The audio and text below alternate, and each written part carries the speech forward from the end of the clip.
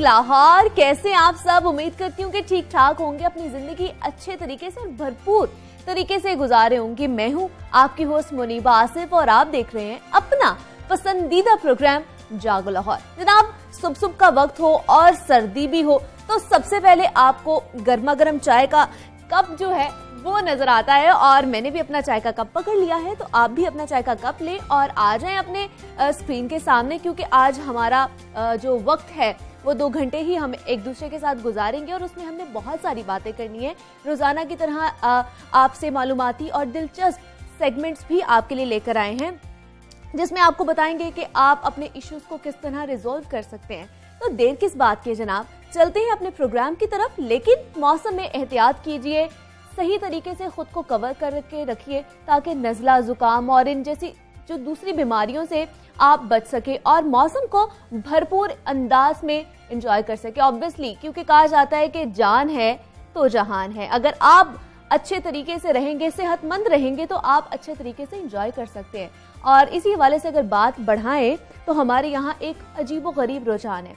छोटी सी भी बीमारी हो, फौरन इंजेक्शन लगवाने हम चले जाते हैं, और मैं खुद कई लोगों को जानती हूँ जो जब तक इंजेक्शन ना लगवाएं उन्हें तसल्ली नहीं होती। और अभी इन्हीं लोगों को किसी और ने नहीं, मैंने नहीं कहा या कोई और नहीं कहा रहा, बल्कि हुकूमत पाकिस्तान ने खबरदार किया है। Ministry of national health services का कहना है कि पाकिस्तान में मरीजों को लगाए जाने वाले 94% इंजेक्शन गैर जरूरी होते हैं। इसलिए मरीज टीके लगवाने की बजाय खाने वाली दवा को तरजीह दे। हम कुछ फैक्ट्स एंड फिगर्स की बात करें तो हुकूमत पाकिस्तान के मुताबिक सिर्फ गैर महफूज टीकों की वजह से पाकिस्तान में काला यरकान, HIV और एड्स दुनिया भर के मुकाबले में 10% तेजी से फैल रहा है। बिल्कुल आपने सही सुना है कि 10% अगर मुकाबला किया जाए दीगर मुमालिक का तो पाकिस्तान में ज्यादा बढ़ रहा है। तो जनाब, बात तो खतरनाक है। इससे कैसे बच सकते हैं, बात करेंगे। हमारे साथ मौजूद हैं डॉक्टर हिना जावेद हैं, जो प्रोफेसर हैं ऑफ मेडिसिन की। डॉक्टर हिना, आपको मैं खुश आमदीद कहती हूँ जागो लाहौर में। कैसी हैं आप? मैं ठीक हूँ, शुक्रिया, बहुत बहुत आपने इनवाइट किया। और जो भी आपने बात की है वो बिल्कुल ठीक है। जो फिगर्स आपने बताई हैं कि 94% इंजेक्शन। एग्जैक्टली, ये हम नहीं कह रही, ये आप नहीं कह रही, ये हमारी पाकिस्तान की हुकूमत कह रही है कि जो 94% इंजेक्शन लगते हैं वो गैर जरूरी हैं, तो उनकी बजाय आप मेडिसिन खा लो, आप दवा का इस्तेमाल कर लो। लेकिन यहाँ पर डॉक्टर हिना बहुत ज्यादा रवाज पड़ गया है इंजेक्शन लगवाने का, ऐसा क्यों है? ये खतरनाक नहीं है? मेरे ख्याल इसके 2 तरीके हैं देखने के इसको, क्योंकि कई दफ़ा जब आप आते हैं इस पर काफ़ी ज़्यादा लिटरेचर पब्लिश हो चुका हुआ है, एविडेंस बहुत ज़्यादा है रिसर्च के अंदर। और उसमें जब आप जाते हैं और फील्ड में और लोगों से इंटेंसिव इंटरव्यूज़ करते हैं तो कई दफ़ा पेशेंट की ये होती है, उसकी ख्वाहिश होती है कि मुझे जल्दी इलाज मेरा कर दिया जाए, मैं जल्दी बेहतर हो जाऊँ। कई लोगों की ये होती है सोच के अगर टीका नहीं लगेगा तो प्रिस्क्रिप्शन में अगर टीका नहीं लिखा हुआ तो यह अधूरा है और इसमें हमारा इलाज शायद नहीं ठीक हुआ हुआ। तो चाहे वो बच्चे हों चाहे वो बड़े हों, अपने बच्चों के लिए भी एक्सपेक्ट करते हैं कि उसको भी इंजेक्शन या टीका लगा जाए। लेकिन फिर ये है कि कुछ हमारे जो हम डॉक्टर्स भी हैं, डॉक्टर्स के ऊपर भी थोड़ा सी जिम्मेदारी आती है कि हम पेशेंट को एक्सप्लेन करें। अब पेशेंट माने या नहीं माने वो एक अलग बात है, लेकिन हमारी कोशिश ज़रूर होनी चाहिए कि हम उन्हें कहें कि जो दवाइयों का इस्तेमाल है वो ज़्यादा करें, क्योंकि जितना ज़्यादा आप इंजेक्शन लगाएंगे उतना ज़्यादा काला यरकान का और एड्स का चांस बढ़ेगा। है वो फैल रहा है, ज़्यादा फैल रहा है। लेकिन अब मैंने ये देखा है डॉक्टर है ना कि जब तक लोग जाते हैं डॉक्टर्स के पास और जब तक उनको टीका ना लगे उनको तसल्ली नहीं होती कि हम लोगों का शायद इलाज नहीं हुआ या हम लोग ठीक नहीं हो पाएंगे। जी, क्योंकि उनको बहुत अरसे से यही चीज़ प्रैक्टिस भी की जा रही है। अब अनफॉर्चुनेटली हमारे कंट्री के अंदर प्राइमरी हेल्थ केयर जो कि जिसको हम जनरल प्रैक्टिस या फैमिली मेडिसिन कहते हैं, वो इतनी ज़्यादा एडवांस नहीं है, इतनी ज़्यादा वेल ऑर्गेनाइज्ड या फंक्शनल नहीं है। अगर आप बाहर के मुल्कों के साथ कंपेयर करें, जैसे UK NHS के अंदर जनरल प्रैक्टिस बहुत ही ज़्यादा एक वेल ऑर्गेनाइज्ड है, एक सिस्टमिक तरीके से चलती है, और उनका ज़्यादातर काम ये होता है कि जो अस्पताल हैं उनके ऊपर लोड कम किया जाए और पेशेंट एजुकेशन यानी मरीज़ को एक्सप्लेन करना, काउंसलिंग करना, उसको समझाना, वो इम्पॉर्टेंट, वो उनका मेन फंक्शन है। वो सिस्टम पाकिस्तान के अंदर नहीं है। और मुझे खुशी हुई कि जब हुकूमत ने ये सब स्टार्ट किया, एक टास्क फोर्स बनाई है ख़ासतौर पे लाड़काना रत्तो डेरो के इंसिडेंट के बाद 2019 में, जिसमें अनफॉर्चुनेटली 788 लोग जिनको HIV हुआ था, जो आउटब्रेक था, उसमें 80% से ज़्यादा हमारे बच्चे इन्वॉल्व थे जिनकी उम्र 15 साल से कम है। तो आई थिंक अब हम उस पॉइंट पे हिट कर गए हैं कि जब हमें कुछ करना है और ज़रा जल्दी करना है, और उसके लिए काफ़ी इक़दाम हैं। डॉक्टर आप क्या कहती हैं, मतलब कितनी स्वेयर कंडीशन हो जाए या कितनी उम्र के बच्चों को या बड़ों को इंजेक्शन लगवाने चाहिए अगर बहुत ज़्यादा आपकी तबीयत ख़राब है? जी, अब कई चीज़ें होती हैं, जैसे अगर बच्चा है उसको बुखार है इतना ज़्यादा कि उसको झटके लग रहे हैं, तो वो एक सिवियर कंडीशन है। लेकिन आम मौसमी नज़ला ज़ुकाम बुखार, इवन आजकल जो कोविड-19 या कोरोना जिसे हम कहते हैं, उसके अंदर भी अगर आप ग्रेडिंग करें डिजीज़ की, तो उसमें माइल्ड है जो कि बहुत ज़्यादा कम है, मॉडरेट और फिर सिवियर है, उसमें भी कैटेगरीज़ हैं।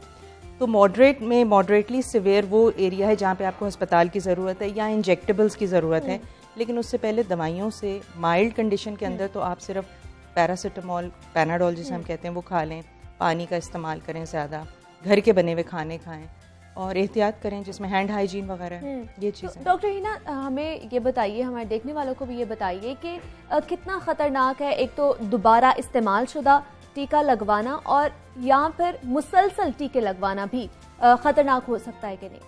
जी, पाकिस्तान में इस वक्त अगर आप एवरेज निकालें कि एक बंदा कितने इंजेक्शन साल में लगवाता है पाकिस्तान में एक बंदा, तो वो जो एवरेज है वो 8.5 इंजेक्शंस पर पर्सन पर ईयर निकल रही है। और अगर आप उसकी रेंज देखें तो वो 8 से लेके 13 तक की रेंज है जो हमें स्टडीज़ ने बताया है। जिसका मतलब है कि अगर ये फिगर्स ठीक हैं तो 1.5 बिलियन इंजेक्शन यानी 1.5 अरब इंजेक्शन साल में पाकिस्तान में लगता है। इसमें से अगर आप 75 मिलियन निकाल दें यानी 7 करोड़ सिर्फ इम्यूनाइजेशन या वैक्सीन्स के लिए जो बच्चों को और बड़ों को लगती हैं, तो बाकी जो है 1,403 मिलियन रिमेनिंग है, वो तमाम जो है वो इंजेक्शन है जिसमें से 94% गैर ज़रूरी है। और 94% बहुत बड़ी फिगर है। We are almost hitting 100% and this is largest in the world. और अगर आप अपनी रीजनल कंट्रीज़ को भी देखें, अब नेबरिंग कंट्रीज से भी कंपेयर करें जहाँ से हमें डेटा मिलता है, तो पाकिस्तान में शरह इंजेक्शन की सबसे ज़्यादा है, नेबरिंग कंट्रीज से भी ज़्यादा। तो आई थिंक इस चीज़ को तो बहुत ज़्यादा सीरियसली लेना पड़ेगा। और एक चीज़ जो मैं पब्लिक को कहना चाहती हूँ कि जब भी आप अव्वल तो इंजेक्शन अगर आपको डॉक्टर कह रहा है कि ज़रूरत नहीं है तो उसको थोड़ा एक्सेप्ट कर लें, मुश्किल होता है लेकिन उसको एक्सेप्ट कर लें, कोशिश करें। और जब भी इंजेक्शन लगवाएं तो ये ज़रूर पूछ लें कि ये जो सुई है ये नए पैकेट से निकली है, इस्तेमाल शुदा तो नहीं है। एग्जैक्टली। और अभी जैसे मैं पहले डॉक्टर हिना बात करी थी कि लोगों को जब तक इंजेक्शन लग नहीं जाता उनको तसल्ली नहीं होती। कुछ लोग ऐसे भी हैं जिनको मैंने देखा है कि जब तक वो कहते हैं हमें वो लाल रंग वाला टीका नहीं लगेगा तब तक शायद हमारी तबीयत ठीक नहीं होगी। तो ये क्या ऐसा जादुई टीका क्या है? ये वो जादुई टीका तो ऐसा कुछ नहीं होता। कुछ लोग जैसे अब प्रैक्टिसेस मुख्तलिफ हैं। एक चीज़ है हमारे यहाँ जो मैल प्रैक्टिस है जिसे हम क्वैकरी भी कहते हैं मेडिसिन के अंदर, वो भी प्रैक्टिस होती है अनफॉर्चुनेटली। और उसके लिए फिर ये है कि रेगुलेशंस हमें बहुत ज़्यादा स्ट्रिक्ट करने पड़ेंगे। रेगुलेशंस एग्जिस्ट करते हैं लेकिन उनको इम्प्लीमेंटेशन एक हमारे लिए इस वक्त काफ़ी डिफ़िकल्ट टास्क है कि उसको इम्प्लीमेंट करना है। यहाँ तो हम हैवी फाइन्स लगाएं। I am sure health care commissions जो हैं वो इसके ऊपर काम कर रहे हैं और उनको भी प्रॉब्लम्स आती हैं, लेकिन हमें वो करना है। लेकिन मेरा ख्याल है एक थोड़ा सा लोगों का एक माइंडसेट भी बन गया है और एक बिहेवियर है हमारा, और बिहेवियर चेंज में बहुत स्लोली तब्दीली आती है, उसमें आपको कई साल लग जाते हैं। लेकिन और इकदामात भी हैं। अब जैसे हुकूमत ने ऑटो डिसेबल सिरिंजेस होती हैं जो खुद से ही डिस्ट्रॉय हो जाती हैं, खुद से डिसेबल हो जाती हैं वो सिरिंजेस, और वो दोबारा इस्तेमाल करने के काबिल नहीं रहती, क्योंकि अभी रीयूज़ ये है कि सुई, सिरिंज और ड्रिप सेट्स, इन 3 चीज़ों का दोबारा इस्तेमाल होता है। तो इसका मतलब है जब ये अस्पताल से कहीं जाती हैं, डिस्पोज ऑफ होती हैं, वहाँ से कुछ लोग इसको उठाते हैं। लेकिन डॉक्टर ना हमने ये भी बहुत देखा है कि अगर जब अस्पताल वाले फेंकते हैं कूड़ा करकट में जी, तो वो सही तरह डिस्पोज करके नहीं फेंकते जी। वो सिरिंजेस वैसे ही मौजूद होती हैं, जो आगे जो नशई होते हैं या इस तरह के लोग होते हैं उसको यूज कर लेते हैं जी। तो ये हमारे हॉस्पिटल्स या इनकी कितनी जिम्मेदारी है कि वो उसको डिस्पोज करके भेजें ताकि आगे जो मर्ज हैं वो ना बढ़े? जी, ये वेस्ट, हॉस्पिटल वेस्ट डिस्पोजल जो है ये बहुत बड़ा इशू है। इसका कोई हमारे पास कोई सिस्टमैटिक या ऑर्गेनाइज्ड वे नहीं है अनफॉर्चुनेटली। इंसिनरेटर्स हैं और हैं तो फंक्शनल कितने हैं ये दूसरी बात है, और उनकी क्या मेंटेनेंस है, क्या उनको कोई चेक्स कर रहा है, इस सब का कोई सच इंतज़ाम नहीं है। वो तमाम चीज़ें जो होनी चाहिए चेक्स में वो हमारे पास एग्जिस्ट नहीं करनी है। लेकिन अभी हुकूमत ने जो आप उनके एडवर्ट्स भी देख रहे होंगे, न्यूज़पेपर के अंदर भी आ रहे हैं और टीवी चैनल्स में भी आ रहे हैं, पहले वो लोगों को ये इन्फॉर्मेशन देना चाहते हैं कि हर इंजेक्शन जो होता है वो ज़रूरी नहीं होता, वो लगवाना ज़रूरी नहीं है, पहले तो आप ये करें। फिर वो आई थिंक दूसरे स्टेज में वो जो नई किस्म की सिरिंजेस हैं, ऑटो डिसेबल जिनको कहते हैं हम, जिनमें सुई दोबारा इस्तेमाल नहीं हो सकती और ना सिरिंज दोबारा इस्तेमाल हो सकती है, मेरा ख्याल है फिर वो उसकी तरफ आएंगे और उसकी पे पब्लिसिटी करेंगे और लोगों को एक्सप्लेन करेंगे, क्योंकि उसके लिए भी हमें एजुकेट करना पड़ेगा। एजुकेट करना ज़रूरी है, अवेयरनेस देना लोगों को ज़रूरी है। कई मैंने ऐसे भी देखे हैं कि जो बहुत ही निचले तबके के लोग हैं या कोई अवेयरनेस नहीं है जिस इलाके में, वहाँ पर जैसे गली मोहल्ले में डॉक्टर अपने क्लिनिक्स खोल लेते हैं, वहाँ पे वो एक ही टीका बाकी लोगों को भी लगा देते हैं, बाकी मरीजों को भी लगा देते हैं, और इससे तो बीमारियां फैलेंगी। शायद मरीजों को भी इतनी अवेयरनेस नहीं होती, उनको भी इतना शाउर नहीं है, तो इस चीज को इसको किस तरह रोकें हम? देखिए, एक चीज़ जिसमें हम कहते हैं पब्लिक एम्पावरमेंट, जब आप पब्लिक को एक इन्फॉर्मेशन, एक नॉलेज दे देते हैं और वो उस पर फिर सवाल करती है, तो फिर वहाँ पे बहुत से इदारे, बहुत से डॉक्टर्स जैसे आपने कहा गली, उनको भी फिर जवाबदेह होना पड़ता है। And I think that is the key, वो चीज़ हमें अपनी पब्लिक को बतानी पड़ेगी। इसीलिए मैसेज बहुत वाइड स्प्रेड है, क्योंकि ये कंट्री वाइड प्रॉब्लम है इंजेक्शन का, ये सिर्फ इस रीजन का या नॉर्थ और साउथ का प्रॉब्लम नहीं है, ये पूरी कंट्री का प्रॉब्लम है इस वक्त। तो आई थिंक इसको हमें as a public service message, I would request all the channels कि अगर वो इसको कहा करें once a day in 24 hours, अगर उसका कोई आप इंफॉर्मेशन दे दें लोगों को कि गैर ज़रूरी इंजेक्शन का इस्तेमाल ना करें, और लोग जब इंजेक्शन लगवाएं तो पूछ लिया करें, क्योंकि ओवर यूज़ एक चीज़ है, ज़्यादा इस्तेमाल गैर महफूज इंजेक्शन का, और री यूज़ यानी दोबारा इस्तेमाल वो एक दूसरा मसला है। तो इन दोनों को हम I think public service message के थ्रू केटर कर सकते हैं। हम तो कर ही सकते हैं, हम लोगों को अवेयरनेस दे सकते हैं, लेकिन मेरे ख्याल से हुकूमती सतह पर भी ऐसी कोई बॉडी बनानी चाहिए जो इनको सर्विलेंस करे या इन पे चेक एंड बैलेंस रखे।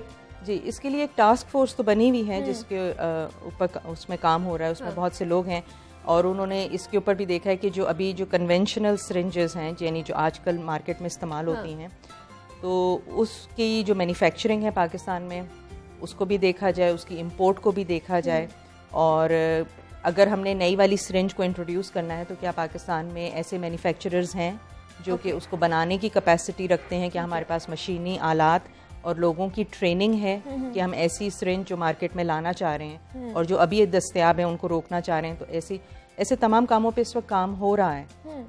इंपोर्ट्स के ऊपर कॉमर्स डिपार्टमेंट, FBR, ये सब ऑन बोर्ड हैं through that task force, including manufacturers, और काफ़ी लेवल्स पे डिस्कशंस हो रही हैं, और इंशाल्लाह आप देखेंगे कि कुछ रिफॉर्म्स आएंगे। बिल्कुल ऐसे ये आनी भी चाहिए, ऑब्वियसली लोग आगे बढ़ रहे हैं और हमें भी आगे बढ़ना चाहिए दुनिया के साथ साथ। डॉक्टर हिना, मुझे बताइएगा, हमें बहुत देखा जाता है कि गैर ज़रूरी जो महफूज लगवाने वाले टीके हैं, उससे, जैसे मैं भी पढ़ भी रही थी, उससे काला यरकान भी फैल रहा है, UIV भी फैल रहा है, उसके बाद एड्स भी फैल रहा है। इसका मतलब अगर हम किसी डॉक्टर के पास जाएंगे तो हम सेहत नहीं लेकर आ रहे वापस, हम बीमारी लेकर आ रहे हैं वापस। ये बात हर डॉक्टर या हर अस्पताल के लिए तो नहीं की जा सकती।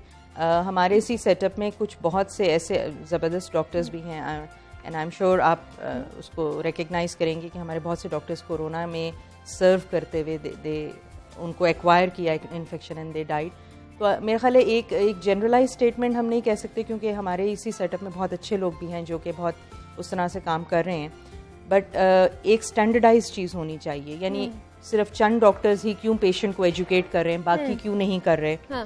और ऐसे लोग जो कि मैल प्रैक्टिस करते हैं, जो बगैर डिग्रीज के प्रैक्टिस कर रहे हैं और दवाइयाँ प्रिस्क्राइब कर रहे हैं, तो वहाँ पर वहाँ पर रूल्स एंड रेगुलेशंस की बात आ जाती है। आदमी मयार की प्रैक्टिसेस नहीं है, नहीं हो रही, यहाँ पर जाली अद्वियात फरोख्त होती हैं, और उसके बाद जो डॉक्टर्स हैं वो भी इतने वो प्रोफेशनल नहीं है, लेकिन उन्होंने अपने क्लिनिक्स खोली हुए हैं। जी, और उसके अलावा पाकिस्तान में हम क्योंकि गैर महफूज इंजेक्शन को एड्स के साथ भी लिंक कर रहे हैं, क्योंकि जो 3 आउटब्रेक्स हुए थे, सबसे पहले जो आपका हुआ था जलालपुर जट्टन 2008 में HIV का आउटब्रेक, उसके बाद 2018 में कोट इमराना में, और फिर 2019 में लाड़काना रत्तो डेरो में। इन 3 में अगर आप एक चीज़ कॉमन देखें, वो ये है कि गैर महफूज इंजेक्शन का दोबारा इस्तेमाल है, ठीक है। लेकिन इसके अलावा और प्रैक्टिसेस भी होती हैं, जैसे डेंटिस्ट हैं। अब डेंटिस्ट भी जाहिर है जो क्वालिफाइड हैं वो भी हैं, और उसमें भी क्वैक्स हैं मौजूद जो कि मैल प्रैक्टिस करते हैं। उसके अलावा ये जो हजाम हैं, इनके पास भी जो इस्तेमाल शुदा ब्लेड्स वो दोबारा इस्तेमाल करते हैं। तो ये 3-4 चीज़ें थी। और ज़ाहिर है इम्प्रॉपर सेक्सुअल प्रैक्टिसेस जो हैं उससे भी, क्योंकि ये इस तरह से भी फैल सकता है, तीनों बीमारियां, हेपेटाइटिस बी, सी, काला यरकान और HIV एड्स इस तरह भी फैल सकते हैं। लेकिन सुई का दोबारा इस्तेमाल जो था वो टॉप ऑफ द लिस्ट था इन तमाम तीनों आउटब्रेक्स में। लेकिन कहा जाता है डॉक्टर हिना कि अब जो सेहत को शोबा भी है ना वो भी बिजनेस बन गया है, तो क्या आप इत्तेफाक करती हैं इस चीज़ से? अगर फैक्ट्स को देखा जाए तो उसको डिनाई भी नहीं किया जा सकता कि ये है। ज़ाहिर है हमारे यहाँ प्राइवेट प्रैक्टिसेस भी रन होती हैं और लोगों के प्राइवेट सेटअप्स भी हैं स्टफ, तो वो ये चीज़ एग्जिस्ट तो करती है। एक की पॉइंट जो मुझे आई थिंक आपके चैनल के थ्रू देना पड़ेगा कि बहुत से मीटिंग्स में मैं जाती हूँ जहाँ पे ये कहा जाता है कि इस्तेमाल शुदा सुई हमारे यहाँ इस्तेमाल नहीं होती। आई थिंक ये डिनाइलिज्म है। इस डिनाइल से बाहर आना पड़ेगा, हमें एक्सेप्ट करना पड़ेगा कि प्रॉब्लम एग्जिस्ट कर रहा है। Exactly. और अब हमें उसके ऊपर कुछ करना। अगर हम मानेंगे ही नहीं कि मसला नहीं है तो फिर उसकी करेक्शन कभी भी नहीं होगी। तो आई थिंक पहले तो एक्सेप्ट करना है कि एक मसला है और उसके बाद फिर कुछ करना है। ठीक है जी, बहुत शुक्रिया। डॉक्टर हिना जावेद हमारे साथ मौजूद थी और उन्होंने हमें बताया कि किस तरह पाकिस्तान में हो रहा है और सिरिंजेस भी रीयूजेबल हैं, लेकिन हमें इस चीज़ से निकलना है, बाहर निकलना है। एक्सेप्टेंस बहुत ज़्यादा ज़रूरी है। अगर हम एक चीज़ को एक्सेप्ट कर लेंगे, उसको बेहतर करने की कोशिश करेंगे तो हम अपना माशरा भी ठीक कर सकते हैं, सेहतमंद भी रह सकते हैं। तो जनाब और भी बहुत सारी बातें करनी है, बहुत सारे अहम इश्यूज़ पर बातें करनी है, लेकिन इस छोटी सी ब्रेक के बाद।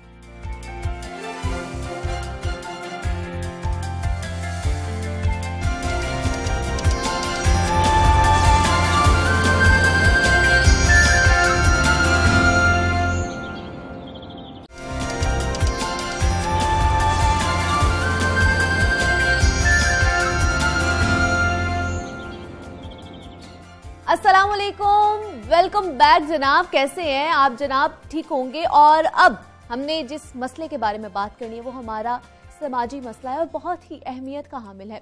अपने माशरे के अहम तरीन फरीजे शादी की अगर बात करें तो जहन में खुशियाँ, रौनक और हल्ले गुले जैसे खूबसूरत एहसासात उभरते हैं। उभरे भी क्यों ना जनाब, आखिर शादी सिर्फ दो अफराद का नहीं बल्कि दो खानदानों के मिलाप का नाम है और इस मौके पर होने वाली तकरीबात और रिश्तेदारों का इकट्ठा होना यादगार हो जाता है। लेकिन अब कुछ सालों से शादी बोझल से बोझल होती जा रही है, क्योंकि शादी पर घर वाले अखराजात पूरे करने और दूसरों से मुकाबला करने की कोशिशों पर हलकान हुए जाते हैं। शादी पर अखराजात होशरुबा हद तक बढ़ते जा रहे हैं। आपने देखा भी होगा लास्ट ईयर और के कितनी बड़ी बड़ी शादियां हुई हैं और अखराजात देखकर किए गए हैं कि कुछ भी मतलब नहीं देखा गया कि कितने हम पैसे उस पर खर्च कर रहे हैं, कितनी फजूल खर्ची हो रही है, हम लोगों ने देखा है। और पहले अगर घरों में बात की जाए तो सादगी से होने वाले तेल मेहंदी और मायों के फंक्शंस भी महंगे से महंगे होते जा रहे हैं अब तो। और अब सवाल ये पैदा होता है कि क्या ये शादियां जो महंगी और भारी भरकम होती जा रही हैं कामयाब भी ज्यादा होती हैं क्या? और क्या हमारी मजहबी और माशरती रिवायात जो हमें फजूल खर्ची से मना करती हैं, उनके होते हुए भी शादियों पर इतना खर्चा करना चाहिए भी या नहीं? इस पर बात करने के लिए हमारे साथ मौजूद है नादिया आमिर है, सोशल वर्कर है। नादिया, मैं आपको खुश आमदीद कहती हूँ जागो लाहौर में। कैसी हैं आप? ठीक ठाक, आप कैसे हैं? मैं भी ठीक ठाक। नादिया, आज हमने बड़े अहम मसले पर बात करनी है। जैसे मैं अभी बता भी रही थी अपने नाजरीन को कि आजकल शादियां तो चलती रहती है ना, हमारी जिंदगी का हिस्सा है, लेकिन अब महंगी शादियों का रवाज आ गया है। मतलब पहले जहाँ पे करोड़ों लगते थे, अब हमने देखा है वहाँ पे अरबों रुपए लग रहे हैं। तो क्या आपको लगता है कि महंगी शादियाँ कामयाबी की भी जामिन है? देखिए, सबसे पहले तो आज का जो ये हमारा डिस्कशन है, आई गेस इस पर अगर हम बात करें तो ये दिन भी गुजर जाए और ये ख़त्म ना हो। Exactly, क्योंकि इसमें बहुत सारे टॉपिक्स आ जाते हैं और बहुत सारी बातें आ जाती हैं। महंगी शादी करना ज़रूरी नहीं है। ज़रूरी आपकी लाइफ की खुशी है, आपकी जो है आगे वाली लाइफ अच्छी गुजरे, वो ज़्यादा ज़रूरी है। ना कि आप इस चीज़ को दुनिया को दिखाने के लिए कि हम जो है वो एक महंगी शादी कर रहे हैं, लोगों को दिखावा कर रहे हैं कि भाई हमने ये खाना बनवाया, हमने ये ब्रांड के कपड़े बनवा के पहना दिए, दुल्हन को हमने इतना जेवर डाल दिया। तो बेसिकली ये सब दिखावा है, ये सब एक तरह का मुकाबलाबाजी कह देना, मुकाबलाबाजी पैसे का ज़ाया करना है, मुकाबला है। बेसिकली हमें जो है शादी को अगर देखा जाए तो नॉर्मली हमारे जिस तरह से इस्लाम में हमें इस चीज़ की इजाज़त दी गई है, हमारे नबी ने हमें ये फरमाया है कि आप सादगी इख्तियार करें। लाजमी नहीं कि वो आप रोज़मर्रा की लाइफ में सादगी, बल्कि इन चीज़ों में भी आप सादगी इख्तियार करें। Exactly. तो नादिया, पहले भी तो शादियाँ होती थी, हमने देखा सादगी से होती थी, निकाह करने आते थे, और चले निकाह भी नहीं, तीनों फंक्शन भी अगर होते थे तो सादगी से इतने अखराजात भी नहीं होते थे कि लड़की वालों पर ज्यादा बोझ ना पड़े। लेकिन अब अगर शादी करने जाते हैं तो लड़की वाले पहले ये सोचते हैं कि इसका जहेज कहाँ से पूरा करना है, और लेविश किस्म की हमारी शादी होनी चाहिए, एंट्री जो दुल्हे की है उसमें हम पता नहीं क्या क्या करें ताकि वो लोग खुश रहे। आजकल मेरे ख्याल से ये ज्यादा देखा जा रहा है। बिल्कुल ऐसा ही है कि आप देखें कि उनकी डिमांड्स होती हैं, आप देखें दुल्हे वाले की डिमांड्स होती हैं, और पहले से ही वो बता देते कि हमने इतना ये लेना है, हमें इस तरह का जहेज चाहिए, हमें इतना जेवर हम कर रहे हैं तो आपने भी इतना करना है, इतने हम कपड़े बना रहे हैं तो आप भी इतने कीजिएगा। जबकि ये देखा जाए, क्या पता कि जो दुल्हन वाले हैं या लड़की वाले हैं वो अफोर्ड कर सकते हैं या नहीं कर सकते। सिर्फ वो एक अपनी बेटी की खुशी की खातिर, उसकी इज्जत की खातिर, उसके घर बसाने की खातिर वो ये सब कुछ करते हैं। जबकि ये चीज़ आई गेस ठीक नहीं है। इस तरह करना, आप उनके ऊपर भी आप वजन डाल रहे हैं। क्या पता उनकी कितनी बेटियां हों। अब आप अगर सोचें, आजकल के ज़माने में किसी की 3 या 4 बेटियां हैं, उनके लिए कम से कम भी अगर आप एक सेविंग रखते हैं 3 से 4 लाख, एक नॉर्मल मैं आपको फैमिली की बात कर रही हूँ, तो आप सोचें कि वो अपनी 4 बेटियों की शादी के टाइम पे वो कहाँ, किस जगह पर होंगे, किस कर्जे तक पहुंच जाएंगे, कितना कर्ज लेना पड़ेगा उन्हें। ये रवैया हम किस तरह चेंज कर सकते हैं, आपको क्या लगता है? देखें, सबसे पहले तो हमको इस चीज़ को समझना चाहिए कि सादगी सबसे पहले होना चाहिए हर चीज़ में। और आप ऐसे लोगों के साथ अपनी बेटी का रिश्ता करें, या अपने बेटे को पहले आप देख लें कि वो किस फैमिली बैकग्राउंड से हैं। लाजमी नहीं है कि वो पैसे वाला है तो वो अच्छा इंसान होगा, लाजमी नहीं है कि वो उसके पास वो रिस्पेक्ट होगी फीमेल को देने के लिए। सबसे पहले तो आपको यही देखना है कि वो घर और उनका जो होने वाला दामाद है वो कैसा है। अगर कि आपको लगता है कि सिर्फ पैसा दिखावा है और वो रिस्पेक्ट नहीं दे सकता, अपनी उसकी बेटी का ख्याल नहीं कर सकता, केयर नहीं कर सकता, तो इन चीज़ों का फ़ायदा नहीं है। इतनी लेविश जो है वो उसका फ़ायदा नहीं। आप जितनी मर्जी बड़ी शादी कर लो, लेकिन अगर वो कामयाब ही नहीं होगी, अगर आपका बच्चा खुश ही नहीं रह पाएगा, तो वो कैसे सस्टेनेबल हो सकती है। तो नादिया, हमने ये भी देखा है आजकल डिफरेंट फंक्शंस हो गए, जैसे ब्राइडल शावर हो गया, उससे पहले ढोल की 3-4 हफ्ते पहले ढोल की शुरू हो जाती है, फिर तीनों फंक्शन ये भी होते हैं, मतलब 6-7 फंक्शन, जो 3 थे अब उनको 6-7 फंक्शन कर दिया हुआ है। तो ये किस तरह, हम किस साइड पे जा रहे हैं? हम इसे तो हमने एंटरटेनमेंट बना दिया। हम इसको एंजॉयमेंट के तौर पे यूज कर रहे हैं आजकल। जो शादी का फरीजा था वो एंटरटेनमेंट बन गया। बिल्कुल ऐसा ही है, क्योंकि देखें अब हम लोग जितना चाहें इसको लंबा खींच लें, जितना चाहे इसको एंटरटेन कर दें, जितना आप पैसा है आप लगाएंगे इस पे, और जो नहीं कर सकता वो तो ये कहेगा। अब जाहिर फ्रेंड सर्कल्स भी होती हैं, लड़कियों की दोस्तें भी होती हैं, वो कहती हैं यार उसकी जो है ना वो प्री ब्राइड उसका जो है वो हुआ था, तो शो हुआ था, तो मैं भी ऐसे ही कुछ अपने लिए कुछ करूँगी।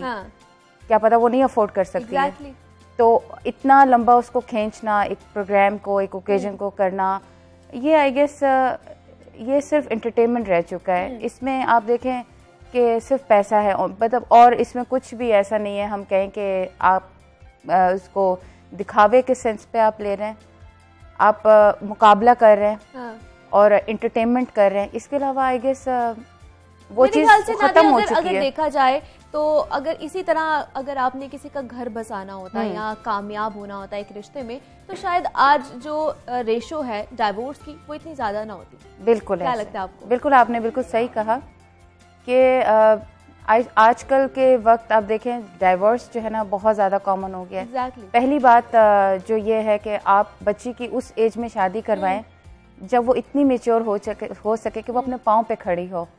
अगर कि वो बहुत यंग होगी तो यकीनन उसमें वो सोच नहीं होगी कि मैं आगे अपनी जो फ्यूचर लाइफ है उसको किस तरह से मैं आगे जो है ना वो एक कामयाब शादी गुजारूंगी। अब आपकी बेटी को आप एजुकेशन अच्छी दें, जब वो अपने हाथ से कमाएगी या वो अपने पाँव पे खड़ी होगी तो यकीनन वो किसी की मोहताज नहीं होगी।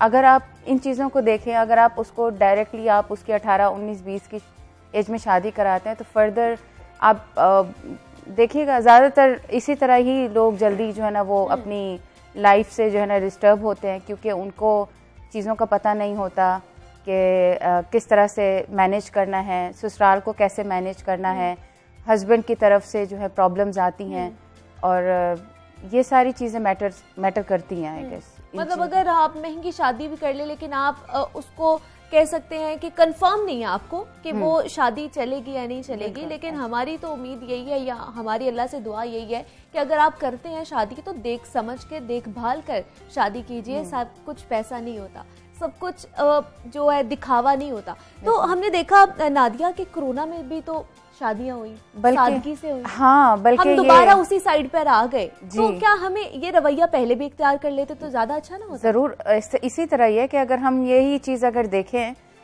हमें इस वक्त ने ये सिखाया है कि जब इस वक्त में हम सादगी से और हर एक से एक डिस्टेंस के साथ और बड़े तरीके से हम इस चीज को फॉलो कर रहे हैं, तो क्यों नहीं हम ये चीज हम फर्दर भी इसको लेके चलें। लेकिन फिर भी इसमें भी आपको मैं बताऊंगी कि कुछ लोग ऐसे हैं कि और एक्सपेंसिव शादी करें और लोगों को कम बुलाते हैं। मतलब हमने देखा है अभी लास्ट ईयर अगर 2-3 शादियों की बात की जाए तो बहुत ही महंगी शादियां हुई हैं, जिसमें मेरे ख्याल से 20-30 अगर गरीब खानदान की बात की जाए तो वो उनकी बेटियों की शादी हो जाती। बिल्कुल। तो इस तरह मेरे ख्याल से जब शादियां होती है महंगी तो जो निचला तबका है वो भी इनसिक्योर होता है। बिल्कुल, उनको एहसास से कमतरी फील होती है। जाहिर है आपकी फैमिली में हर कोई एक लेवल के नहीं होते। बिल्कुल। हर एक की लाइफ में कुछ ना कुछ प्रॉब्लम्स होती हैं, कोई थोड़ा सा कम लो स्टैंडर्ड होता है, कोई बहुत हाई फाई फैमिली के होते हैं। लेकिन जब आप उनकी शादियों में जाते हैं तो आपको इस चीज़ का बहुत अजीब सी एक वो फीलिंग आती है कि यार उन्होंने ये सब कुछ किया, अब इन्होंने ये भी किया, उनको बेटी को ये ड्रेस पहनाया इतना महंगा। अब आप खुद देखें, अब मैं अपनी पर्सनल किसी की शादी के बारे में बताऊं तो उसकी बेटी को आई गेस उन्होंने 5 लाख का खाली एक लहंगा पहनाया। अच्छा। और इस ऐसे ड्रेस का क्या फ़ायदा, वही आप जो आपने 1-2 घंटे के लिए पहना। बिल्कुल, उसके बाद आपने उसको एक अलमारी में आराम से उसको हैंग कर देना है, कभी ज़िंदगी में उसको आपने टच नहीं करना, और उस 5 लाख को आपने वेस्ट कर दिया। यही आपने कुछ बजट करके अपनी फ्यूचर में अपनी बेटी के लिए सेविंग ही करवा दें कि कल को यही उसके काम आ जाए। बुरे वक्त का कोई पता नहीं होता कि कब आना है कब नहीं आना। तो आप ये चीज़ इंसान को थोड़ा सा चेंज करना चाहिए कि ये ज़रूरी है कि आप इन चीज़ों को समझें कि अगर आपके पास एक गाड़ी है तो आप गुजारा करना सीखें, ना कि आप 3 गाड़ियां रखें। जो है ना वो चेंज होने चाहिए। अगर मजबूरन के तहत कोरोना में अगर हमने शादियां सादगी से की हैं तो हम वैसे भी कर सकते हैं। यही चीज हमने आगे भी अपनानी है। बिल्कुल ऐसा ही है, इसी तरह चलना चाहिए। ये लाइफस्टाइल अगर आप फर्दर आप लेके चलेंगे, आपकी लाइफ में खुद ही सुकून आएगा। एग्जैक्टली। आप मुकाबले की लाइफ नहीं गुजारेंगे। अगर आप ये सोचें कि नहीं हमने इसको जो है ना मुकाबला किया जाता है नादिया पूरा कि अच्छा उसकी बेटी ने इतने लाख का लहंगा पहना है तो माँ बाप मैंने इतने लाख का पहनना है, मतलब दुगना पहनना है। बिल्कुल, मैंने जो ना बड़े स्टैंडर्ड वाले सैलून से तैयार होना है और मुझे जो है अच्छा अपनी मेहंदी का भी बहुत महंगा पहनना है, शादी पे भी बहुत महंगा पहनना है, और मैंने फुल जेवर शेवर पहन के दिखाना है। मैंने अपनी दोस्तों के लिए मैंने मुकाबले में ये काम करना है। लाजमी नहीं कि मैं खाली आप मेल को ही इस चीज का कसूरवार मानूंगी, हमारी फीमेल्स में भी, हमारी लड़कियों में भी ये नहीं देखती कि हमारे अम्मा बाप के पास इतना है कि नहीं है। उनकी कमर टूट जाती है। अगर कही जाए कि शादी में लड़की की शादी करते हुए माँ बाप की कमर टूट जाती है, यकीनन टूट जाती है कि वो इतना, लड़की तो कहेगी कि मेरी ये भी ख्वाहिश है पूरी करो, मैंने ये भी करना है कि मेरी एक दफा शादी हो रही है। माँ बाप खुशी में कर देते हैं, लेकिन जो उन पे बोझ पड़ता है ना वो सिर्फ माँ बाप ही जान सकते हैं कि कितना बोझ वो लेकर चल रहे होते हैं। बिल्कुल। तो ये मेरे ख्याल से दोनों साइड से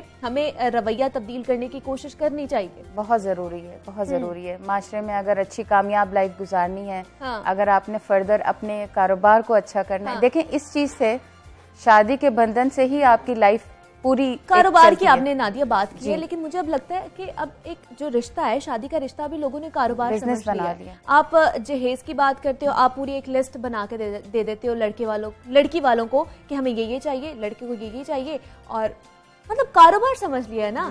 भले वो आप देखें अब जहेज में आप देखें एक कमरा उसको छोटा सा मिल गया है, लेकिन उसको चाहिए पूरी चीज़ें, उसको वॉशिंग मशीन, फ्रिज, सोफ़ा, अलमारी, उसकी हर चीज़ उसको दी जाती है, जबकि उसके वो यूज़ में नहीं होती, यूज़ में नहीं आती, और फिर भी उनको वो नहीं होती, कंफर्मेशन नहीं मिलती कि वो कितनी देर चल पाएगी, वो शादी कितनी देर चल पाएगी। तो मेरा ख्याल है हमें इस साइड पे नहीं जाना चाहिए कि जो जहेज की डिमांड आ रही है या हम जो बच्चे को जहेज देकर भेज रहे हैं उसकी जगह हम कोई इन्वेस्टमेंट कर दे, उसको कोई छोटा सा बिजनेस कर दे, ताकि आगे जो उसका फ्यूचर है वो सिक्योर हो सके। बिल्कुल ऐसा ही है। देखिए हमारे नबी सल्लल्लाहु अलैहि वसल्लम ने अपनी जब बेटी की शादी की थी तो उनको कुछ भी नहीं दिया था। और उनको कोई ऐसा नहीं था कि आप कहें कि उनको जहेज दिया या कुछ सादगी से उनको रुखसत किया था। तो ये तो इंसान के नसीब पर है, जैसे जैसे इंसान आगे जाता है, औलाद होती है, तो ये सब तो अल्लाह ने नसीब में जो लिखा होता है वो हो के रहता है। अब आप चीज़ें अगर लेके रखेंगे, वो स्टोर में पैक हैं, मशीनरी है, जंग लग गया, आप ये सोचें कि वो वेस्ट है। आपके घर में एक तरह का वो स्टोर हुआ है, वही आप सेविंग करें, वही आप अपनी बेटी के लिए स्पेशल उसकी सेविंग करके रखें ताकि कल को वो उसके फ्यूचर के लिए काम आए। कभी किसी खुदा न खास्ता मुश्किल वक्त है तो वो उसके हाथ में हो और उसे पता हो कि ये मैं अब यूज़ कर सकती हूँ। तो मेरे ख्याल में वो ज़्यादा बेहतर है। मैं देख रही थी नादिया, पहले जो बहुत डिशेस होती थी शादी में खाने पीने की, लेकिन फिर जब वन डिश का रवाज आया, हुकूमत ने जब वन डिश पे पाबंदी लगा दी कि वन डिश ही होगी, इससे ज़्यादा डिशेस नहीं होंगी, तो बड़े लोगों ने ना नाक मुंह भी चढ़ाया कि यार ये क्या है, अब हम एक डिश पे गुजारा करेंगे शादी पे जाके। लेकिन ये उन्होंने नहीं सोचा कि जो गरीब बंदा है वो जब वो 10 डिशेस बनाते हैं तो वो इनसिक्योर होता है, वो कहता है मैं नहीं कर पा रहा इतना। हम मेरे ख्याल से जो हमारी ऊपर वाला तबका है वो नीचे वालों के लिए नहीं सोचता, एक जैसा म्यार नहीं है हमारा। बिल्कुल बिल्कुल। मयाना रवी के बारे में तो इस्लाम में भी जिक्र है कि आप हर एक के साथ बराबरी करें, ना किसी को कम ना किसी को ज्यादा, हर एक इंसान का हक बराबर है। तो अब वन डिश जो है वो मेरे ख्याल में बेहतर है, क्योंकि आप देखें इतना खाना वेस्ट होता है। अगर आप देखें लोग जब शादी के फंक्शन में बैठे होते हैं, अब मेन्यू लगा होता है और मेन्यू के ऊपर जो है ना धड़ाधड़ लोग बैठ जाके खाने के लिए चले जाते हैं, और उसमें कितना खाना वेस्ट होता है। लोग ये नहीं देखते कि हमने इसको वेस्ट कर लिया, ये इस तरह ज़ाया हो जाएगा। अब वही खाना अगर आप सोचें कि अगर आप तरीके से आप थोड़ा करके खाएं, जैसे आप घर पे बैठ के खाते हैं, तो वो आएगा ज़्यादा बेहतर है। अगर आप वन डिश पार्टी में आते हैं तो वन डिश तो ज़्यादा ही अच्छा है, ताकि आप भी एक स्टैंडर्ड के साथ तरीके से बैठ के आप खाएं, ना कि आप इतने खानों को वेस्ट करके बाद में उसको आपने एक वेस्ट बिन में डाल देना है। तो ये तो मेरे ख्याल में ज्यादती है। बल्कि ये वन डिश पार्टी तो मेरे ख्याल में बेस्ट है, यही होना चाहिए। हाँ एग्जैक्टली। ऊपर से हमारे घर वाले जो होते हैं वो भी यही चाह रहे होते हैं कि जी हम लेविश किस्म की करें, अगर उसने किया है तो मैं भी ये करूं। तो आपको ये लगता है कि अगर हम नफ्सियाती बात करें या जहनी उसकी स्टेबिलिटी की बात करें तो हम इस साइड पे भी जा रहे हैं, नफ्सियाती चीज़ों में भी? जी, हमारी एक्चुअली सोच जो है ना वो उस तरफ जा रही है कि हमें जो है ज़्यादा से ज़्यादा मुकाबले की दुनिया में जाना है, जबकि हमें अपनी सोच को बदलना है। इस टाइम पे, इस हालात में, जिस हालात में हम चल रहे हैं, जो आजकल हालात है, लोगों के लॉस हुए में, दुनिया किस तरफ जा रही है, हमें आगे का कुछ पता नहीं, फ्यूचर के बारे में क्या होना है क्या नहीं होना। तो सोच यहाँ पे बदलने की ज़रूरत है। इस प्लेटफॉर्म से अगर किसी को कुछ थोड़ी बहुत सोच आती है कि अगर हम यही शादियों पे खर्चा करें या इन चीज़ों पे खर्चा करें, क्यों ना हम थोड़ा थोड़ा करके उन गरीबों में भी कुछ बांट लें, उनकी भी कुछ हेल्प कर दें, ताकि वो लोग भी हमारे आसपास कितने लोग होते हैं, हम खुद देख रहे होते हैं कि यार वो अपनी बेटी की शादी नहीं कर पाता क्योंकि उसके पास अभी बजट नहीं है। बिल्कुल। तो हम जब उसी के सामने इस तरह की महंगी शादी करेंगे, हम सादगी से शादी कर सकते हैं। अगर जहाँ पर हम 6 फंक्शन करें वहाँ पे हम 3 भी कर लें और सादगी वाले कर लें। नहीं, अगर आप 100 लोग बुलवा रहे हैं तो 50 कर लें, और वो जो बजट है उसको कम करके आप उसको भी दे सकते हैं। बिल्कुल ऐसा ही है, बिल्कुल आप सही कह रही हैं। ताकि आप, अगर आप ये समझ रहे हैं कि हमारी बेटी कामयाब रहेगी या उस रिश्ते में कामयाबी की ज़ामन, आपको क्या लगता है? मुझे ये पहले बताइए कि एक रिश्ता किस तरह कामयाब हो सकता है? देखें, पहले तो ये मैंने आपसे जिक्र पहले भी किया था कि आप जब भी अपनी बेटी का रिश्ता करें तो देख के करें, और उस स्टेज पे करें कि जब आपकी बेटी बिल्कुल अपने पाँव पे खड़ी हो जाए, वेल एजुकेटेड हो।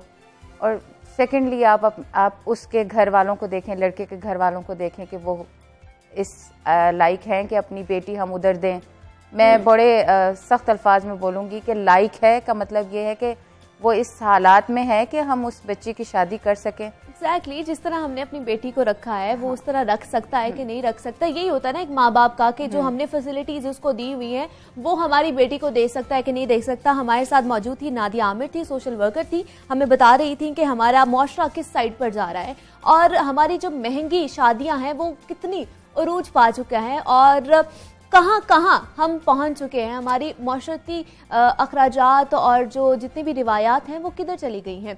जो एक सादगी से बयाना अपनी बेटी को वो अब महंगी तरीन शादियों में हो चुका है और हमने एग्जाम्पल्स भी देखी हैं कि 2-3 शादियां ऐसी हुई हैं पाकिस्तान में जिनको देखकर हम हैरान रह गए कि उसमें अगर देखा जाए तो 20 से 30 खानदान ऐसे हो सकते हैं, गरीब खानदान, जिनकी बेटियां ब्याही जा सकती है। जनाब यहाँ वक्त हुआ है एक छोटी सी ब्रेक का, आपने कहीं नहीं जाना, हमारे साथ ही रहना है, हम आपको गेस्ट से भी मिलवाएंगे। तो यहाँ वक्त हुआ है एक शॉर्ट ब्रेक का।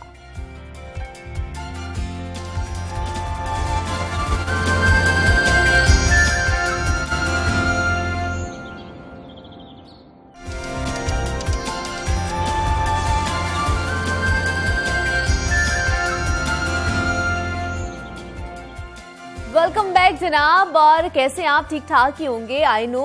तो जनाब इस सेगमेंट में हमने एक और नौजवान से आपकी मुलाकात करवानी है और आपको मैं भी बताते चलूं कि पाकिस्तान की तारीख में पहली मर्तबा मौसम सरमा में दुनिया की दूसरी बुलंद तरीन चोटी K2 को सर कर लिया गया है, जो एक रिकॉर्ड है। जरा सोचिए कि सख्त सर्दी में कम ऑक्सीजन के साथ 8000 मीटर बुलंद चोटी को सर करना कोई बच्चों का खेल नहीं है, खसूसन जब यहाँ सर्दियों में हवाएं 200 किलोमीटर की रफ्तार पर चलती हों, जबकि दर्जा हरारत -60 डिग्री तक भी गिर जाता हो। K2 को सर करने वाले 10 नेपाली कोहे पैमा खैरियत से वापस भी पहुंच गए हैं, लेकिन ये काम कितना मुश्किल है और पाकिस्तान में कोहे पैमाई का शोबा कहां खड़ा है, इस हवाले से बात करते हैं। हमारे साथ मौजूद हैं शहरोज काशिफ हैं, जो पाकिस्तान के नौजवान कोहे पैमा हैं। शहरोज काशिफ, आपको मैं खुश आमदीद कहती हूँ, कैसे हैं आप? अल्हम्दुलिल्लाह मैं ठीक ठाक, thank you so much for having me on the show. Shahroz, जैसे हमने देखा कि K2 को सर कर लिया गया है, तो पहले ये बताइए कि एक तारीख रकम कर ली गई है, ये कितना मुश्किल है और ये कितनी बड़ी कामयाबी है?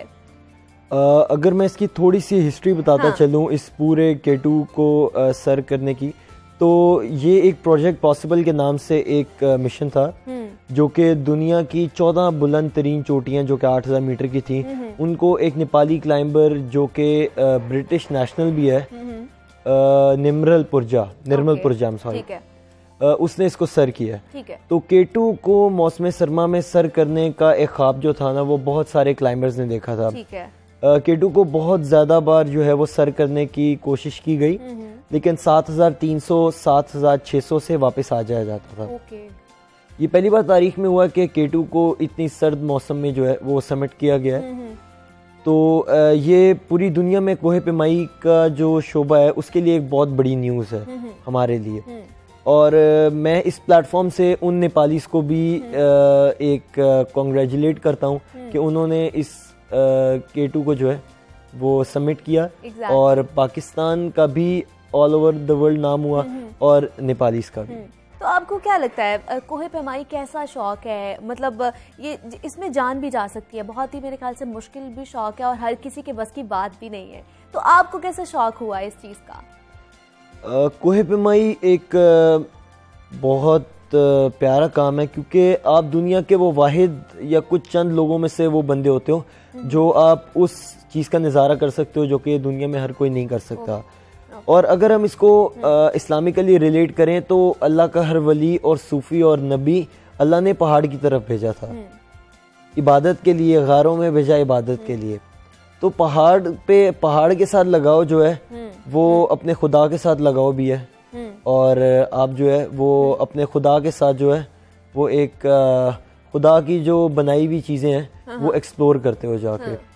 और दूसरी बात यह है कि मुझे काफ़ी मैं 11 साल का था जब से मुझे कोहे पैमाई का शौक हुआ। अच्छा।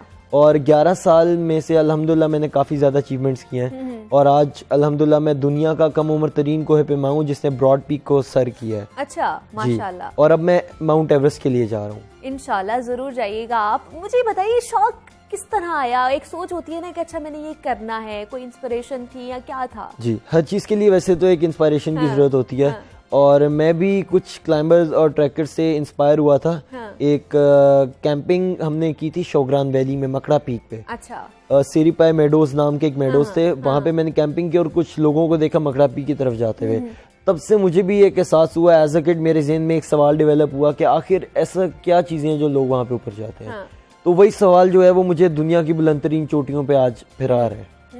तो कितना मतलब कितने साल हो गए आपको ये करते हुए? मुझे 7 साल हो गए। 7 साल हो गए। और 7 सालों में कितने जो आपने वो समिट किए हैं पहाड़ जो है?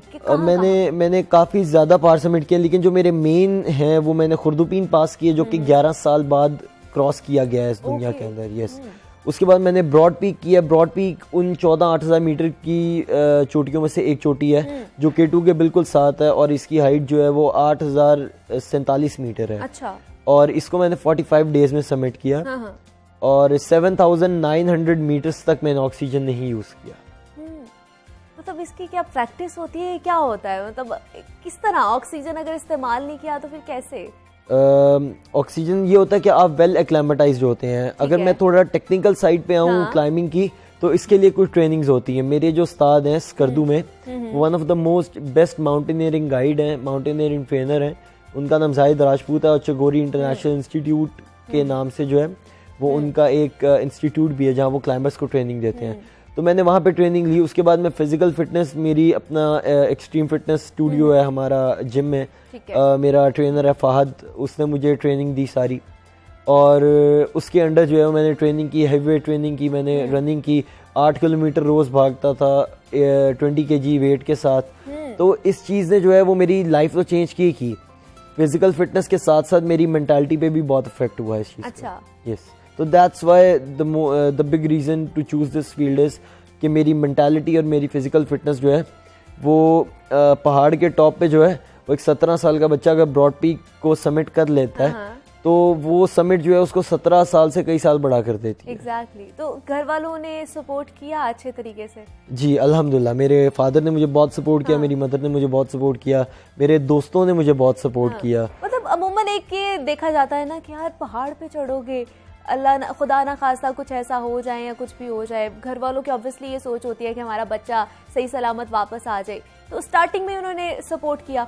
जी, क्योंकि मेरे फादर का ये यकीन था एक हेल्दी एक्टिविटी की तरफ जो है, जब आपकी नीयत साफ हो, आपका कोई नीडी मकसद ना हो, आप ग्रीडी ना हो उसके लिए, तो अल्लाह ताला आपको जो है वो कामयाबी देता है। तो आई थिंक के मेरा पैशन था, I was not doing for the sake of fame, I was doing for the sake of my passion. Although मुझे पाकिस्तानी गवर्नमेंट की सपोर्ट बिल्कुल भी नहीं है इस काम में। अच्छा। किसी कंपनी की कोई सपोर्ट नहीं है आज तक, जो भी किया खुद के उन पे किया है। तो I was not needy and I am still not needy. मैं अभी तक माउंट एवरेस्ट जा रहा हूँ और it will cost about 70 lakh rupees.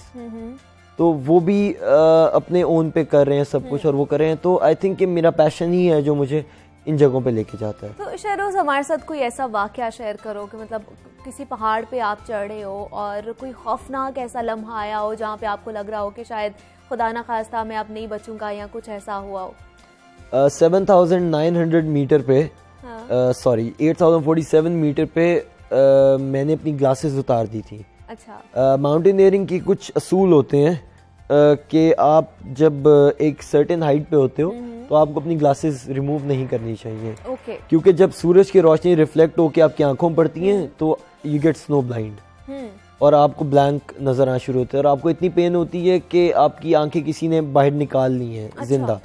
तो आई वॉज दैट ब्लैंक, मुझे वो स्नो ब्लाइंडनेस हुई और मैं 7,200 से नीचे जब डिसेंड किया तो आई वॉज टोटली ब्लैंक, और ये तकरीबन 70 डिग्री की डिसेंट थी। अच्छा। और माउंटेनियरिंग में सबसे ज़्यादा खतरनाक चीज़ असेंडिंग से ज़्यादा डिसेंडिंग होती है। तो वो सारा ब्लैंक किया मैंने, और वो इतनी पेन हो रही थी मुझे कि वाज लाइक कि आंखें निकाल ली किसी ने। तो वो फिर कैसे आपने वो स्टेबल कैसे हुए और क्या हुआ? ये एक वाकया है जो माउंटेनियरिंग में बहुत बड़ा रोल प्ले करते हैं हमारे जो हाई एल्टीट्यूड पोर्टर्स हैं, जो वहाँ के लोकल्स हैं, जो आपका सामान उठाते हैं, जो कि इतने हाईलाइटेड नहीं होते। ठीक है। तो उन्होंने मेरी बहुत ज़्यादा टेक केयर की। चाय की पत्ती से बहुत फ़र्क पड़ता है आपकी आंखों पे। तो मतलब उन्होंने मुझे A to Z एक एक चीज़ से गाइड किया, एक एक चीज़ के स्टेप बाय स्टेप जो है वो हमने चला। Although I am also professional climber, लेकिन ये है कि वहाँ पे जो लोकल उस हवा को अंडरस्टैंड कर सकता है वो हम नहीं कर सकते। हम ज़मीन के लोग हैं, वो पहाड़ों के लोग हैं, उनका रुतबा हमसे बड़ा है उधर उस जगह पे। तो अभी आपने बताया कि जैसे गवर्नमेंट की तरफ से आपको कोई सपोर्ट नहीं है, किसी कंपनी की तरफ से कोई सपोर्ट नहीं है, तो जैसे आपने बताया कि अभी आप जो जा रहे हो माउंट एवरेस्ट पे, तो वो 70 लाख वो कॉस्ट पड़ रही है, तो ये तो बहुत महंगा शौक है। तो आपको लगता है कि आगे ये पाकिस्तान में और बढ़ सकता है? जी मेरा मानना, अगर सपोर्ट ना हो हुकूमत की तो आई थिंक कि हर चीज़ को एक चीज़ की हम लोग एक दूसरे पे डिपेंडेंट होते हैं। If I am running a business, तो मुझे मेरा चाहे प्रोडक्ट जितनी मर्जी अच्छी हो, जब तक मेरे पास कोई क्लाइंट नहीं है आई कैन अर्न। अगर मैं एक जॉब, एक मैं प्रोफेशनल एक चीज़ में हूँ, मेरे पास कोई जॉब की अपॉर्चुनिटी नहीं है, तो आई कैंट अर्न, मतलब वो ज़ाया है। तो हर चीज़ के लिए एक प्लेटफॉर्म की ज़रूरत है। जिस तरह क्रिकेट जो है वो पाकिस्तान के अंदर एक बहुत बड़ा गेम है, उस तरह माउंटेनियरिंग, टूरिज्म, क्योंकि 5 बड़ी चोटियाँ पाकिस्तान में दुनिया की, तो बाहर से लोग आते हैं पाकिस्तान में समिट करते हैं आके। अब K2 जो है वो समिट हुआ, और उसके ही रिटर्न में जब नेपालीज आए पाकिस्तान K2 को समिट करने, अब पाकिस्तान से एक लड़का जा रहा है नेपाल में एवरेस्ट को समिट करने। तो ये एक love and exchange of love at 2 high altitude mountains, 2 highest mountains in the world. Nepalese आए, उन्होंने K2 को समिट किया, 10 नेपालीज थे, दावा, निर्मल और भी लोग थे। 3 क्लाइंबर्स की डेथ हो गई वहाँ पे। यस, तो अब in exchange of love on 2 high altitude mountains. जब आपने, अभी मैं पढ़ी थी कि आपने 8000 मीटर जो बुलंद चोटी सर जब की, तो क्या जज्बात थे, कैसा लगा कि जो मैं सोच कर आया था वो मैंने कर लिया? ये एक सेंस ऑफ अचीवमेंट होती है, जो कि आपको उस पहाड़ के टॉप पे मिलती है। लेकिन जब आप व्हेन आई वाज देयर, मतलब एक दफा मुझे एहसास हुआ था कि यार फाइनली आई डिड इट। तो जब घर आए और घर वालों ने कैसे अप्रिशिएट किया, मतलब और भी आपसे लोग इंस्पिरेशन लेते हैं, आपके इर्द गिर्द के लोग, छोटे बहन भाई भी होंगे? जी, मुझे काफ़ी लोगों ने, इवन तो मुझे मैसेजेस वगैरह भी आते रहते हैं सबके, तो काफ़ी इंस्पायर होते हैं। काफ़ी लोग क्लाइंबिंग के लिए यहाँ चाहते हैं, लेकिन वो एक ही रीज़न है उनकी कि कुछ के फाइनेंशियल प्रॉब्लम्स हैं, कुछ लोग नहीं अफोर्ड कर सकते इस चीज़ को। तो आई थिंक ये प्लेटफॉर्म ऐसा होना चाहिए, क्योंकि किसी को आप ट्रेनिंग करवा के सिंगर बना सकते हो, कुछ भी बना सकते हो, लेकिन किसी को आप माउंट एवरेस्ट नहीं भेज सकते हो, किसी को आप K2 नहीं चढ़ा सकते हो, चाहे आप जितने मर्जी पैसे दे दो उसको, चाहे जो मर्जी कर लो। तो इसके लिए स्किल्स इंपॉर्टेंट होती है, तो एक पैशनेट बंदा ही ये सब कुछ कर सकता है। तो यहाँ पर ट्रेनिंग ऐसे सेंटर्स हैं जो लोगों को ट्रेन कर सकते हैं इस हवाले से? जी, स्कर्दू में ऐसे हैं, जैसे मैंने आपको बताया कि मेरे उस्ताद जाहिद राजपूत थे, उन्होंने जो है वो ये मुझे ट्रेन किया। अच्छा। तो ऐसे बहुत से शेरोज काशिफ और ऐसे बहुत से निर्मल और ऐसे बहुत से रेनोल्ड मेसनर निकल सकते हैं पाकिस्तान के अंदर से, जो कि पाकिस्तान की टूरिज्म को प्रमोट करेंगे। तो आप क्या कहोगे, आप जैसे आज आपको देख भी रहे हैं, बहुत से नौजवान भी आपको देख रहे होंगे, तो उनको क्या कहोगे कि वो इस साइड पर आएं, इसका फ्यूचर है आगे? अगर आप देखो कि 5-10 सालों में आई थिंक इसका फ्यूचर है, क्योंकि पाकिस्तान में हमारे पास एक अपॉर्चुनिटी है, हमारे पास पहाड़ है। आप किसी मुल्क में पहाड़ नहीं खड़े कर सकते हो, ग्लेशियर्स नहीं खड़े कर सकते हो। तो मेरा मानना ये है कि आप टूरिज्म की तरफ आएं। आई एम नॉट फोर्सिंग कि आप क्लाइंबिंग करें या ट्रैकिंग करें, टूरिज्म की तरफ आएं, क्योंकि ये आपको जो है वो अपने आप से मिलाता है। आप लोग जो दुनियावी जिंदगी में जो इंसान खुद के रास्ते में आया होता है ना, ये पहाड़ आपको खुद से मिलाता है, खुद से दोस्ती करवाता है, तो आपको फिर पता लगता है कि यार हुआ है हम। तो आई थिंक अपने आप को एक्सप्लोर करने का एक बेहतरीन तरीका है। एग्जैक्टली ऐसे ही है जनाब, हमारे पास बहुत अच्छा टैलेंट है जो पाकिस्तान में मौजूद है, और उन्हीं में से एक टैलेंट शहरोज काशिफ थे हमारे साथ, जिनसे हमने आपको मिलवाया, और उम्मीद करती हूँ कि आपको पसंद आया होगा। उनकी जो एक्सपीरियंस था, उनकी जो लाइफ का एक्सपीरियंस था, उन्होंने किस तरह पहाड़ चढ़े और क्या क्या उनको मुश्किलात पेश आई, वो आपने सुनी भी हैं और जानी भी हैं। तो काशिफ, शहरोज काशिफ, मैं आपका शुक्रिया अदा करती हूँ कि आप हमारे शो में आए हैं। तो आज का वक्त यहाँ पर ख़त्म हुआ है, और उम्मीद करती हूँ कि आज का प्रोग्राम आपको पसंद आया होगा, और जाते जाते अपना ख्याल रखिएगा और हमारे लिए भी दुआएं कीजिएगा। अल्लाह हाफ़िज़।